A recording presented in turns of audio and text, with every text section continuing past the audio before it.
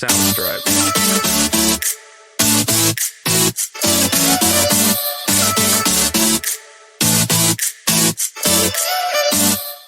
Salut à tous et bienvenue dans cet épisode d'Impulsion. Aujourd'hui, nous allons parler d'un phénomène fascinant et préoccupant à la fois, le popcorn brain. C'est tout simplement le cerveau en popcorn. Qu'est-ce que ça veut dire? Mais ce terme décrit un état dans lequel notre cerveau, surstimulé par le numérique, devient incapable d'apprécier la lenteur et surtout la profondeur du monde réel. À force d'être exposé en permanence aux vidéos courtes, aux notifications instantanées et aux informations rapides, nous devenons impatients, distraits et incapables de nous concentrer sur des tâches longues et complexes. Mais comment en sommes-nous arrivés là? Quel est l'impact neurologique de cette surstimulation? Et surtout, comment pouvons-nous retrouver un équilibre? C'est ce que nous allons explorer ensemble dans cet épisode. Imaginez un sac de popcorn dans un micro-ondes. Au début, les grains explosent lentement, mais à mesure que la chaleur augmente, le rythme s'accélère. Finalement, c'est une explosion continue, frénétique et presque impossible à arrêter. Notre cerveau fonctionne de la même manière face à l'ère du numérique. Bombardé par des stimuli rapides et courts, que ce soit les vidéos TikTok, les réels Instagram, les notifications proches, les messages instantanés, le cerveau s'adapte à ce rythme effréné et devient incapable de supporter la lenteur. Lire par exemple un livre pendant 30 minutes, ça devient ennuyant. Regarder un film sans vérifier son téléphone, c'est déjà presque impossible. Tenir une conversation sans être tenté de scroller en même temps, c'est de plus en plus difficile. Le popcorn brain est donc cette transformation de notre esprit conditionnée par la surstimulation où nous avons besoin de toujours plus de rapidité et surtout de plus de nouveautés. Heureusement, notre cerveau donc est un organe plastique, ce qui signifie qu'il s'adapte à notre environnement et aux habitudes que nous lui imposons. Lorsqu'il est exposé en permanence à des contenus courts et à des gratifications immédiates, il modifie naturellement sa structure et son mode de fonctionnement. La dopamine entre donc en jeu à ce moment. Donc, chaque fois que nous recevons une notification, que nous voyons un like ou que nous regardons une vidéo captivante, notre cerveau libère de la dopamine, ce neurotransmetteur du plaisir. Plus c'est court, plus c'est rapide, plus c'est addictif. Mais ce qui est encore plus inquiétant, c'est que cette dépendance au plaisir instantané réduit notre capacité à tolérer l'ennui et la frustration. Autrement dit, dès que nous sommes confrontés à une tâche nécessitant de la concentration, comme par exemple étudier, travailler ou même écouter une longue conversation, notre cerveau réclame sa dose de dopamine rapide. Du coup, cela a un impact sur la mémoire et l'attention. Donc, des études ont montré que l'hyperstimulation numérique altère notre mémoire de travail et réduit notre capacité de concentration. Un cerveau habitué aux récompenses immédiates a du mal à s'engager dans des tâches nécessitant un effort soutenu. Il devient plus dispersé, plus anxieux et paradoxalement moins capable de se sentir satisfait. Comment donc savoir si on souffre de ce phénomène de popcorn brain, c'est-à-dire du cerveau en popcorn? Il y a quelques signes révélateurs. Par exemple, vous avez du mal à regarder un film ou lire un livre sans vous ennuyer.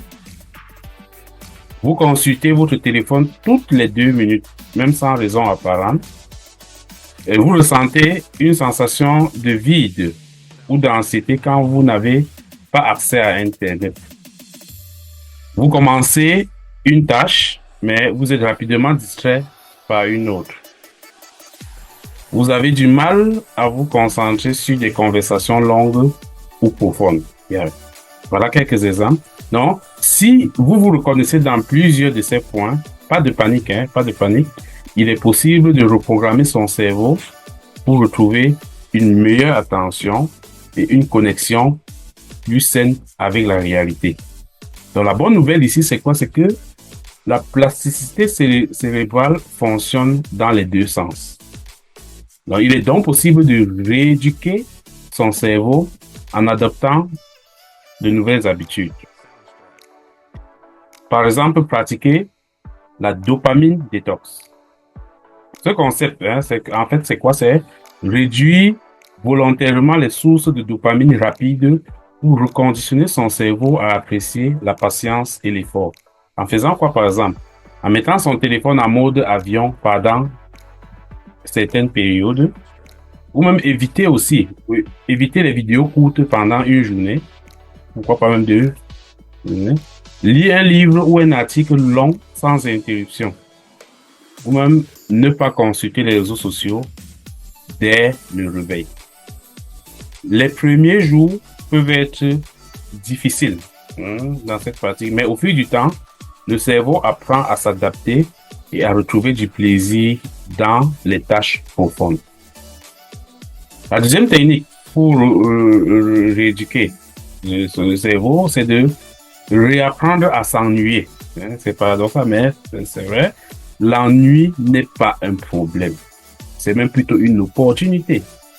C'est lorsque nous nous ennuyons que nous développons notre créativité et que nous laissons émerger des pensées profondes. Prenez par exemple 10 minutes par jour sans téléphone, sans musique et juste avec vous-même. Marchez sans distraction. Observez votre environnement, par exemple, ou même pratiquez la méditation pour ralentir votre esprit.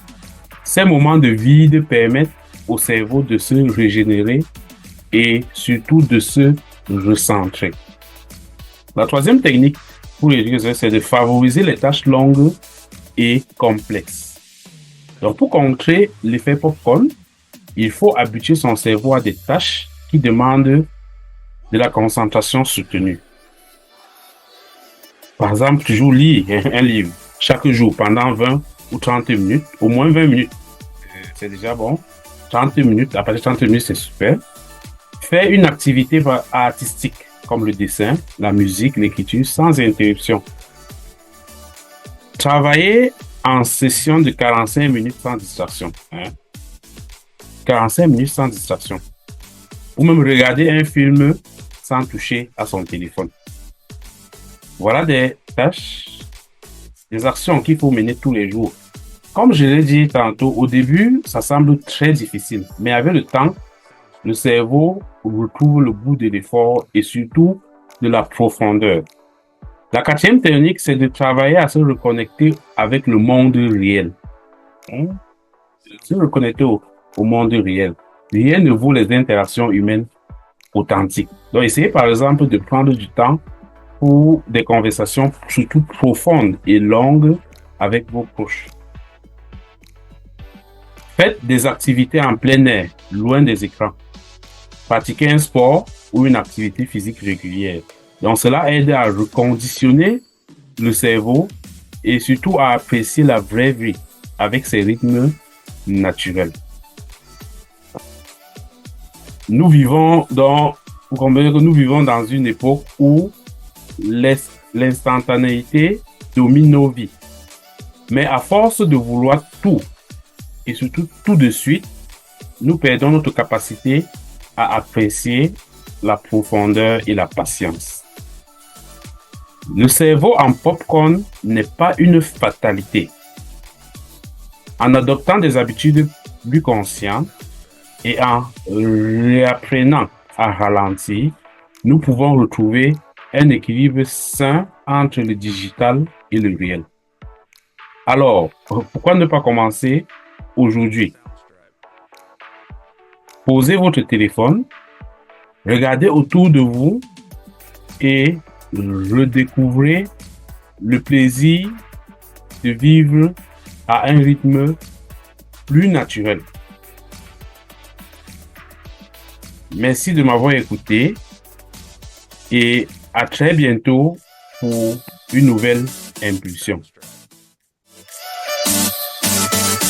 Soundstripe.